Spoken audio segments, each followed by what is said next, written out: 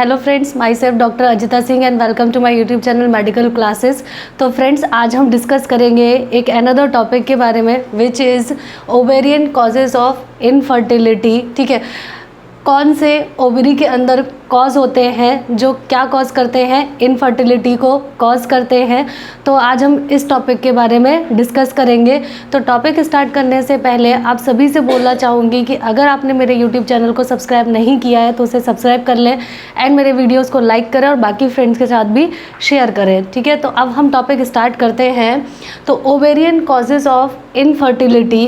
तो सबसे पहले हम समझेंगे कि इनफर्टिलिटी क्या है।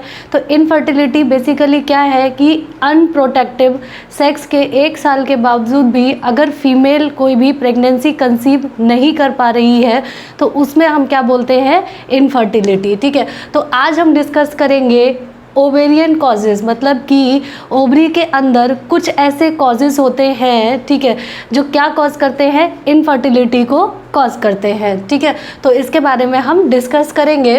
तो सबसे पहले जानेंगे कि 2 मेजर कॉजेज़, ठीक है, 2 मेजर कॉजेज़ मतलब 2 मेजर कॉजेज़ होते हैं इन अ फीमेल के अंदर जो क्या कॉज करते हैं, इनफर्टिलिटी। ठीक है, तो वो कौन से होते हैं, 2 major causes present in a female. ठीक है, क्या कॉज करते हैं, इनफर्टिलिटी। फर्स्ट क्या है, एनोव्यूलेशन। ठीक, सेकेंड क्या है हमारा, डिक्रीज्ड ओवेरियन रिजर्व। ठीक है, 2 मेजर कॉजेज़ होते हैं। ठीक है, 2 मेजर कॉजेज़ होते हैं जो इनफर्टिलिटी कॉज करते हैं। कहाँ पे, ओवेरियन कॉजेज़ होते हैं, जिसमें सबसे पहला है हमारा एनोव्यूलेशन एंड सेकेंड है हमारा डिक्रीज्ड ओवेरियन रिजर्व। ठीक, एनोव्यूलेशन का मतलब क्या है कि ओव्यूलेशन नहीं हो रहा है। अगर ओव्यूलेशन नहीं होगा तो फीमेल जो भी होगी वो प्रेगनेंसी कंसीव नहीं कर पाएगी। ठीक है, ओवम रिलीज नहीं होगा तो स्पर्म उससे नहीं मिल पाएगा, जिसकी वजह से क्या होगा, फर्टिलाइजेशन नहीं हो पाएगा। तो फर्स्ट क्या कॉज है हमारा, एनोव्यूलेशन। सेकेंड है हमारा डिक्रीज्ड ओवेरियन रिजर्व। अब इससे क्या मतलब है कि decreased ovarian reserve DOR at the age of 25 to 35 year. ठीक है, फीमेल की 25 से 35 ईयर ऑफ एज पे क्या होता है, her ovarian reserve is going down. ठीक, जो ओवरीज के अंदर सो मैनी फॉलिकल्स प्रेजेंट होते हैं, 2 ओवरीज होती हैं इन अ फीमेल, तो उनमें क्या होते हैं, बहुत सारे फॉलिकल्स प्रेजेंट होते हैं। तो यहाँ पे क्या कंडीशन हो रही है कि 25 से 35 ईयर ऑफ एज में फीमेल में हर ओवेरियन रिजर्व क्या हो गए, गोइंग डाउन। ठीक, इन हर ओवरीज। ठीक है, ओवरीज से जो ओवेरियन रिजर्व है वो क्या हो गए, डाउन हो गए। किस एज पे, 25 to 35 ईयर ऑफ एज पे। तो वहाँ पे क्या होगा, नो एग्स लेफ्ट। ठीक है, तो जिसकी वजह से एग्स वहाँ पे नहीं बचेंगे। ये क्यों हो रहा है, that is pre mature ovarian failure. ठीक है, जो ओवेरियन फेलियर है वो किस में हो रहा है, प्री मैच्योर। ठीक है, मैच्योर होने से पहले ही क्या हो रहा है, ओवेरियन फेलियर हो रहा है, जिसकी वजह से क्या हो रहा है, ओवेरियन रिजर्व क्या है, काउंट में डिक्रीज हो रहे हैं। तो वहाँ पे क्या हो रहे हैं, एग्स नहीं है। तो ये क्या कॉज करती है, इनफर्टिलिटी कॉज करती है। और ये किसका कॉज है, ओवरीज के अंदर का कॉज है। ठीक, इसके बाद हम समझेंगे कि फीमेल के अंदर ओव्यूलेशन हो रहा है या नहीं हो रहा है। तो कुछ ऐसे टेस्ट होते हैं, certain test which can shows, जो शो कर सकते हैं कि सी इज़ ओव्यूलेटेड और नॉट। ठीक है, कि फीमेल पेशेंट जो भी है वो ओव्यूलेटेड है या नहीं हुई है। ठीक, जिसमें कि एग्जाम्पल में हम समझेंगे, सबसे पहला है हमारा बेसल बॉडी टेम्परेचर। ठीक, BBT, बेसल बॉडी टेम्परेचर को समझेंगे। इससे हम क्या पता करते हैं कि फीमेल क्या है, सी इज़ ओव्यूलेटेड या नहीं। ठीक, तो इसमें क्या होगा, in ovulatory cycle there is biphasic pattern. ठीक है, जो ओव्यूलेटरी साइकिल होती है वो क्या होती है, बाईफेजिक पैटर्न, मतलब कि 2 फेजेस में चलती है ऑफ टेम्परेचर वेरिएशन। ठीक, biphasic pattern of temperature variation. Temperature variation के अकॉर्डिंग जो ओव्यूलेटरी साइकिल होती है वो क्या होती है, 2 फेजेस में होती है, बाईफेजिक पैटर्न होती है। At the time of ovulation basal body temperature क्या होता है, इज रेज्ड, ठीक। जिस टाइम पे ओव्यूलेशन होता है, ठीक है, ओव्यूलेशन के टाइम पर जो बेसल बॉडी टेम्परेचर होता है वो क्या होता है, थोड़ा सा रेज्ड होता है। किसमें, in a female of menstrual cycle के समय जब ओव्यूलेशन का टाइम होता है तो उस टाइम पे क्या होता है, बेसल बॉडी टेम्परेचर क्या होता है, इज रेज्ड।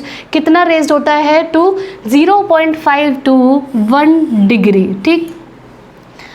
ओव्यूलेटरी साइकिल क्या होती है, बाईफेजिक पैटर्न में होती है। किस हिसाब से, टेम्परेचर के अकॉर्डिंग देखते हैं तो ओव्यूलेशन के समय पे क्या होता है, बेसल बॉडी टेम्परेचर क्या होता है, थोड़ा सा रेज्ड होता है। कितना होता है, 0.5 to 1 डिग्री, ठीक।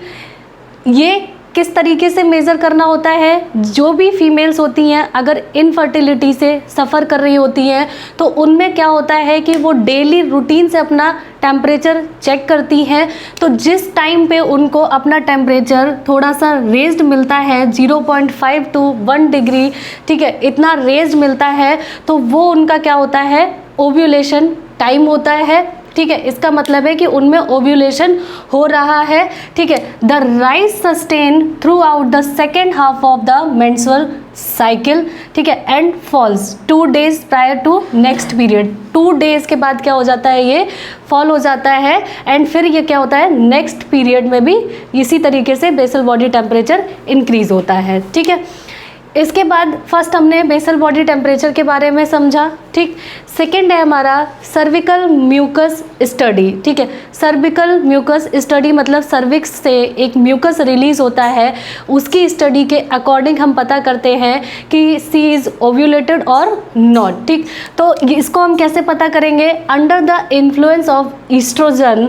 अब अंडर द इन्फ्लुएंस मतलब कि ईस्ट्रोजन के इन्फ्लुएंस में क्या होता है, cervical mucus shows ferning and stretchability, ठीक है। जो सर्विकल म्यूकस होता है उसमें क्या होता है, इस तरीके से हमें ये क्या है, फर्निंग देखने को मिलती है, ठीक है। एंड उसमें क्या होती है, थोड़ी हमें स्ट्रेचेबिलिटी देखने को मिलती है। किसकी वजह से, इन्फ्लुएंस ऑफ ईस्ट्रोजन, ठीक। After ovulation there is loss ferning, ठीक।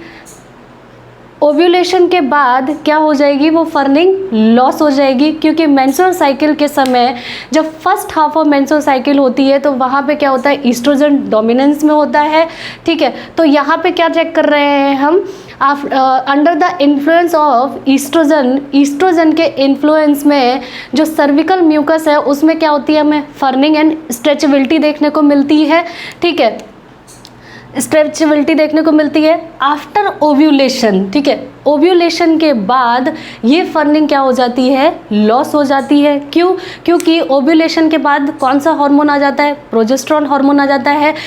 पूरी मेंस्ट्रुअल साइकिल के बारे में हमने डिस्कस किया हुआ है, मैं वो लिंक डिस्क्रिप्शन बॉक्स में शेयर कर दूंगी, तो वहाँ पे आप लोग ईस्ट्रोजन एंड प्रोजेस्टेरोन के रोल्स को समझ सकते हैं, ठीक है। तो यहाँ पे क्या है कि सर्विकल म्यूकस में फर्निंग एंड स्ट्रेचेबिलिटी देखने को मिलती है, किसकी वजह से, ईस्ट्रोजन की वजह से। इसकी वजह से हम क्या पता कर पाते हैं कि फीमेल में ओव्यूलेशन हुआ है या नहीं हुआ है, ठीक।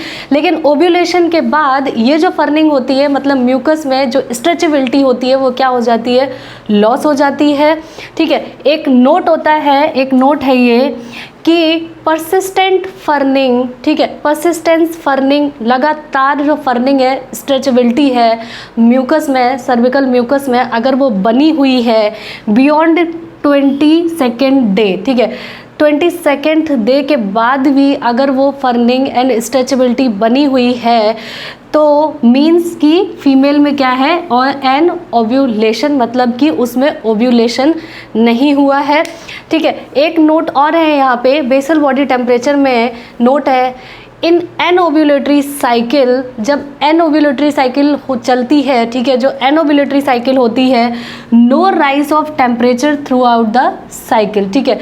पूरी मेंस्ट्रुअल साइकिल के समय वहाँ पे जब एन ओव्यूलेटरी साइकिल होती है तो उसमें क्या होता है, टेम्परेचर राइज, मतलब कि टेम्परेचर नहीं बढ़ता है, ठीक। तो ये दोनों पॉइंट से हम क्या पता करते हैं कि फीमेल इज ओव्यूलेटेड और नॉट, ठीक। थर्ड है हमारा हार्मोनल स्टडीज़। हार्मोनल स्टडीज़ में हम किसका कौन सा हार्मोन स्टडी करते हैं? सीरम प्रोजेस्टेरॉन, ठीक है, डन ऑन 8th और 22nd day of the cycle, ठीक है। जो मेंस्ट्रुअल साइकिल होती है उसके 8वें दिन पे एंड 22nd डे पे क्या करते हैं हम? सीरम प्रोजेस्टेरॉन करते हैं, चेक करते हैं। तो 8th डे पे जब हम चेक करते हैं तो हमें जो वैल्यू होती है, जो अमाउंट होता है सीरम प्रोजेस्टेरॉन का, वो कितना मिलता है हमें? लेस देन 1 मिलीग्राम पर ml, ठीक। लेकिन जब 22nd डे पे हम जब करते हैं सीरम प्रोजेस्टेरॉन का चेक तो कितना मिलता है हमें? ग्रेटर देन 6 मिलीग्राम पर ml। तो इसका मतलब क्या होता है? ये इंडिकेट करता है कि ओव्यूलेशन क्या है? Indicates ovulation has happened. Ovulation has happened का मतलब क्या है कि second half of menstrual cycle में क्या होता है? प्रोजेस्टेरॉन इन डोमिनेंस में होता है and first half of menstrual cycle में क्या होता है? ईस्ट्रोजन इन डोमिनेंस में होता है। तो जब ईस्ट्रोजन डोमिनेंस में होगा तो वहाँ पे क्या होगा? प्रोजेस्टेरॉन डोमिनेंस में नहीं होगा। तो इसी वजह से हम एक 8वें दिन पे एंड 22nd डे पे क्या करते हैं? सीरम प्रोजेस्टेरॉन टेस्ट करते हैं, ठीक है। तो 8वें दिन पे हमें कितना वैल्यू मिलता है उसका? लेस देन 1 मिलीग्राम पर ml एंड 22nd डे पे हमें मिलता है ग्रेटर देन 6 मिलीग्राम पर ml। ये इंडिकेट्स करता है कि ओव्यूलेशन हैज़ हैपेंड, ठीक है।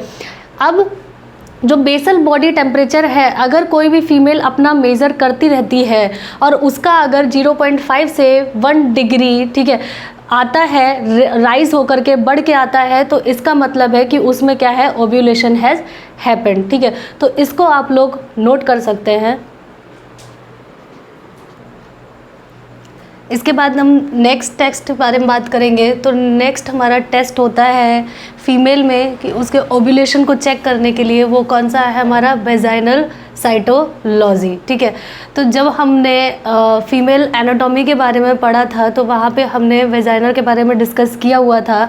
तो वेजाइना में हमारी एक एपिथेलियम लेयर होती है, वो स्ट्रेटिफाइड स्क्वेमस एपिथेलियम लेयर होती है, ठीक है। तो उसमें भी जो एपिथेलियम लेयर होती है उसमें भी 3 तरीके की सेल्स प्रेजेंट होती हैं, पैरावेसल सेल, ठीक है, superficial cells and intermediate cells. तो यहाँ पे ओव्यूलेशन को चेक करने में वेजाइनल साइटोलॉजी का क्या रोल है उसके बारे में हम समझेंगे कि आफ्टर ओव्यूलेशन के बाद under the effect of progesterone, ठीक है, ओव्यूलेशन के बाद हमारा जो हार्मोन डोमिनेंस में आता है वो हमारा प्रोजेस्टेरॉन हार्मोन होता है। तो ओव्यूलेशन के बाद क्या हुआ यहाँ पे? Under the effect of progesterone, ठीक है, there is left shift in maturation index, ठीक है, एक left shift in maturation index होती है। तो ये इसमें क्या होता है? That is predominance of intermediate cells, ठीक है। जो एपिथेलियल सेल है, एपिथेलियल लेयर है जो वेजाइना के अंदर प्रेजेंट होती है, उसमें भी 3 तरीके की सेल्स होती हैं। एक होती है हमारी पैराबेसल सेल्स, ठीक है, सेकेंड है हमारी इंटरमीडिएट सेल्स एंड थर्ड है हमारी सुपरफिशियल सेल्स। तो यहाँ पे जो इंटरमीडिएट सेल है इसमें इनका नंबर इंक्रीज होता है, ठीक है, इन द इन्फ्लुएंस ऑफ, मतलब कि जब डोमिनेंस होता है प्रोजेस्टेरॉन हार्मोन का। इसके बारे में हमने जब anatomy of female pelvic organs के बारे में डिस्कस किया था तो वहाँ पे हमने इन सेल्स के बारे में डिस्कस किया हुआ है। तो उस वीडियो में आप लोग पढ़ सकते हैं, उसका लिंक मैं शेयर कर दूंगी अपने डिस्क्रिप्शन बॉक्स में। तो यहाँ पे क्या है कि that is predominance of intermediate cells, ठीक है, इंडिकेट्स ओव्यूलेशन हैपेंड, ठीक है। आफ्टर ओव्यूलेशन क्या है यहाँ पे? इफेक्ट ऑफ प्रोजेस्टेरॉन के इफेक्ट में क्या हो रहा है? प्रीडोमिनेंस हो रही है, मतलब डोमिनेंस स्टेट में कौन सी आ रही है? हमारी इंटरमीडिएट सेल्स आ रही हैं, जो कि कहाँ प्रेजेंट है? हमारी वेजाइना के अंदर प्रेजेंट है ये सेल्स। तो ये क्या इंडिकेट करती हैं? ओव्यूलेशन हैज़ हैपेंड, ठीक है, इंडिकेट्स ओव्यूलेशन हैपेंड, मतलब यहाँ पे क्या है? उस फीमेल में ओव्यूलेशन हो रहा है, ठीक है। लेकिन ये कब चेक कर रहे हैं? After ovulation. आफ्टर ओव्यूलेशन हमारा कौन सा डोमिनेंस हार्मोन है? प्रोजेस्टेरॉन डोमिनेंस हार्मोन है। अब प्रोजेस्टेरॉन जब डोमिनेंस होता है तो वहाँ पे जो इंटरमीडिएट सेल्स होती हैं उनका नंबर क्या हो जाता है? इंक्रीज हो जाता है। तो ये क्या इंडिकेट करता है कि ओव्यूलेशन हैज़ हैपेंड, ठीक। नेक्स्ट टेस्ट है हमारा एंडोमेट्रियल बायोप्सी, ठीक है, एंडोमेट्रियल बायोप्सी, इसमें क्या होता है कि एंडोमेट्रियम बायोप्सी में presence secretory endometrium mean ovulation. जब एंडोमेट्रियम की हम बायोप्सी करते हैं तो अगर वहाँ पे secretory cells, secretory endometrium present है तो इसका मतलब है कि ओव्यूलेशन हैपेंड, मतलब ओव्यूलेशन हुआ है, ठीक है। एंड अगर प्रोलिफरेटरी एंडोमेट्रियम है, प्रोलिफरेटरी एंडोमेट्रियम प्रेजेंट है तो इसका मतलब है वहाँ पे क्या है, एन ओव्यूलेशन। तो ये टेस्ट होते हैं जिससे क्या हम पता करते हैं कि फीमेल में ओव्यूलेशन हुआ है एंड फीमेल में ओव्यूलेशन नहीं हुआ है, ठीक। नेक्स्ट है हमारा यूएसजी करते हैं, अल्ट्रासोनोग्राफी करते हैं ऑफ ओवरीज की for confirming of ovulation. Ovulation को कंफर्म करने के लिए क्या करते हैं, यूएसजी करते हैं ऑफ ओवरीज की। तो ये था हमारा टेस्ट के बारे में। इसके बाद हम पढ़ेंगे मैनेजमेंट ऑफ एन ओव्यूलेशन, ठीक है। जिस फीमेल में ओव्यूलेशन नहीं हो रहा है तो उसके हम मैनेजमेंट के बारे में डिस्कस करेंगे।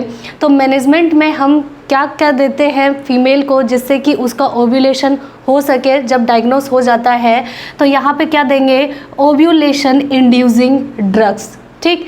ओव्यूलेशन इंड्यूसिंग ड्रग्स कौन कौन से हैं इनके बारे में डिस्कस करेंगे। तो फर्स्ट हम डिस्कस करेंगे क्लोमिफेन सिट्रेट। अब क्लोमिफेन सिट्रेट का क्या रोल होता है, तो क्लोमिफेन सिट्रेट बेसिकली क्या है, हमारा एंटी ईस्ट्रोजन है, ठीक। एंटी ईस्ट्रोजन से क्या मतलब है कि ईस्ट्रोजन क्या करता है, नेगेटिव फीडबैक ऑन पिट्यूटरी। इसकी वजह से क्या होता है, एंटी ईस्ट्रोजन का मतलब है कि ईस्ट्रोजन का negative feedback on pituitary is lost, ठीक है। जो ईस्ट्रोजन हार्मोन होता है इसका जो नेगेटिव फीडबैक होता है पिट्यूटरी ग्लैंड के लिए वो क्या हो जाता है, lost. So negative feedback on FSH and LH is lost, ठीक। तो इसकी वजह से क्या हो जाता है, एफएसएच एंड एलएच के लिए नेगेटिव फीडबैक भी लॉस्ट हो जाता है। तो जिससे क्या होता है, हमारा एफएसएच एंड एलएच रेज्ड, ठीक है, इंक्रीज हो जाता है। So ovarian follicle are stimulate, so follicle are rupture and ovulated. ये क्या हुआ, हमारा क्लोमिफेन सिट्रेट क्या है, एंटी ईस्ट्रोजन है, ठीक है। एंटी ईस्ट्रोजन का मतलब क्या है कि पिट्यूटरी के लिए नेगेटिव फीडबैक ईस्ट्रोजन का क्या हो जाता है, लॉस्ट हो जाता है। जब पिट्यूटरी पे नेगेटिव फीडबैक लॉस्ट हो जाता है तो वहाँ पे क्या होता है, हमारा नेगेटिव फीडबैक, ठीक है, ऑन एफएसएच एंड एलएच के लिए भी लॉस्ट हो जाता है। तो जिसकी वजह से एफएसएच एंड एलएच क्या हो जाते हैं, रेज्ड हो जाते हैं। अब इनके रेज्ड होने से क्या हो जाता है, जो ओवेरियन फॉलिकल हैं वो क्या होते हैं, स्टिमुलेट होते हैं, ठीक है। स्टिमुलेट होने के बाद क्या हो जाते हैं, रप्चर होते हैं, और रप्चर होने के बाद क्या होता है, सेकेंडरी oocyte रिलीज होता है एंड उसमें क्या होगा, फीमेल में ओव्यूलेशन अकर, ठीक। तो ये था फर्स्ट मैनेजमेंट के बारे में। सेकेंड हम बात करेंगे लेट्रोजोल। लेट्रोजोल क्या है, एरोमेटेज इनहिबिटर है ये। एरोमेटेज इनहिबिटर का मतलब क्या है कि androgen not convert into oestrogen, ठीक है। इसकी वजह से क्या होता है, एंड्रोजन जो हार्मोन है वो ईस्ट्रोजन में कन्वर्ट नहीं हो पाता है। जब ईस्ट्रोजन नहीं होगा तो नेगेटिव फीडबैक भी नहीं जाएगा, ठीक है। तो ये था हमारा सेकेंड लेट्रोजोल के बारे में। थर्ड है हमारा HCG injection, human chorionic gonadotropin injection.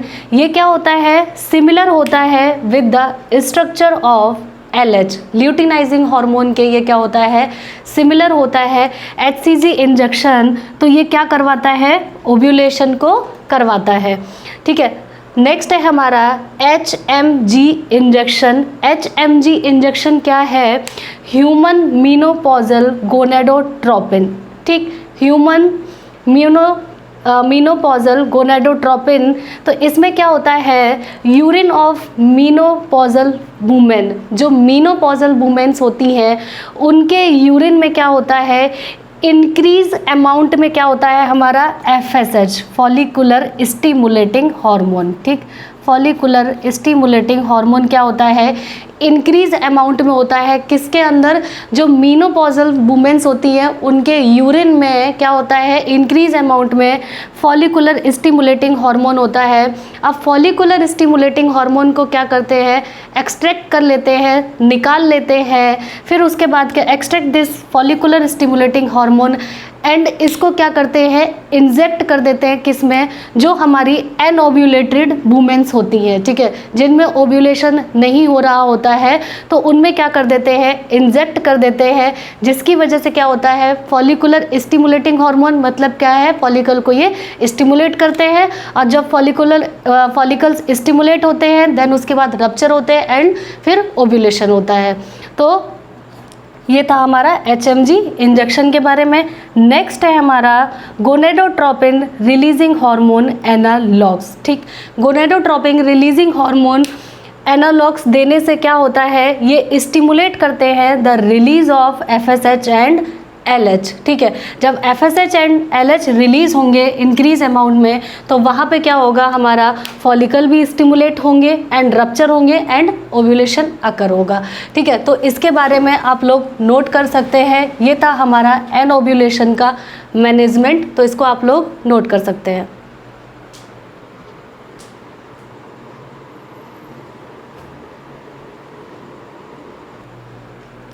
Next हम बात करेंगे ओवेरियन रिजर्व टेस्ट के बारे में, कि ओवेरियन रिजर्व टेस्ट हम क्या क्या करते हैं, ठीक है, कैसे उसको चेक करते हैं। तो ओवेरियन रिजर्व टेस्ट में हम जो सबसे पहला करते हैं वो फर्स्ट है हमारा सीरम FSH लेवल के बारे में, ठीक है। सीरम FSH मतलब कि serum follicular stimulating hormone level check करते हैं। अगर ये लेवल greater than 40 international unit per ml है, तो इसका मतलब है कि वहाँ पे क्या है, ओवेरियन फेलियर हमें देखने को मिलेगा उस फीमेल में। तो उसमें क्या कॉज करेगा, ये इनफर्टिलिटी को कॉज करेगा, ठीक है। सेकंड हम चेक करते हैं सीरम इनहिबिन बी लेवल, ठीक है। सीरम इनहिबिन बी लेवल का मतलब है, इनहिबिन बी क्या होता है, हमारा ग्रेनुलोसा सेल से रिलीज होता है, तो इसको हम लोग चेक करते हैं। सीरम इनहिबिन बी लेवल अगर लेस देन 45 पिकोग्राम पर ml अगर आ रहा है, तो ये क्या कॉज करेगा, हमारा इनफर्टिलिटी को कॉज करेगा, ठीक। नेक्स्ट है हमारा क्लोमिफेन सिट्रेट चैलेंज टेस्ट करते हैं, ठीक है। इससे भी हम क्या पता करते हैं, इनफर्टिलिटी का पता करते हैं, किसमें, जहाँ पे ओवेरियन कॉजेस मिलते हैं, उसमें भी कौन सा, जब हमारा ओवेरियन रिजर्व हम टेस्ट करते हैं, ठीक है। नेक्स्ट है हमारा serum anti Mullerian hormone test. Serum anti Mullerian hormone test क्या होता है, हमारा क्वालिटेटिव टेस्ट होता है, ठीक है। इससे भी हम क्या पता करते हैं, ओवेरियन रिजर्व के बारे में पता करते हैं, ठीक है। नेक्स्ट है हमारा enteral follicular count. Enteral follicular count का मतलब क्या है, कि इसमें हम फॉलिकल्स को क्या करते हैं, काउंट करते हैं, ठीक है। तो ये हमारा क्या है, क्वांटिटेटिव टेस्ट है, ठीक है। इसमें क्या है, ओवरीज के अंदर हमारे क्या होते हैं, सो मैनी फॉलिकल्स प्रेजेंट होते हैं।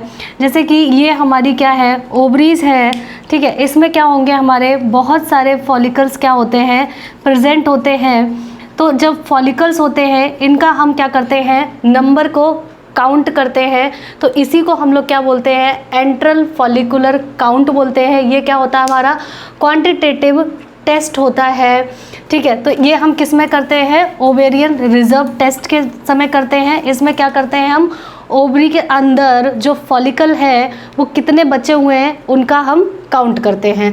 तो ये था हमारा ओवेरियन रिजर्व टेस्ट के बारे में।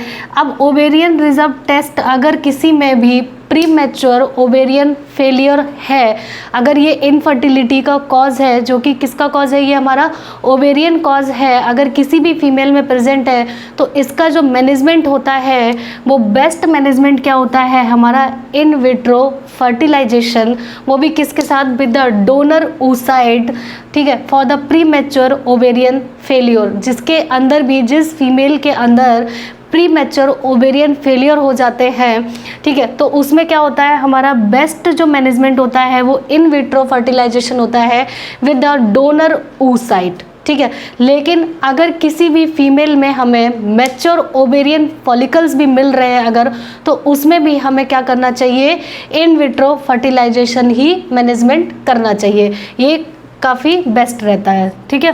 तो ये था बेसिकली हमारा ओवेरियन कॉजेज़ ऑफ इनफर्टिलिटी के बारे में, ठीक है, उसके कॉजेज़ के बारे में एंड उसके मैनेजमेंट के बारे में। तो इसको आप लोग नोट कर सकते हैं, तो आप लोग नोट कर लीजिए। Thank you.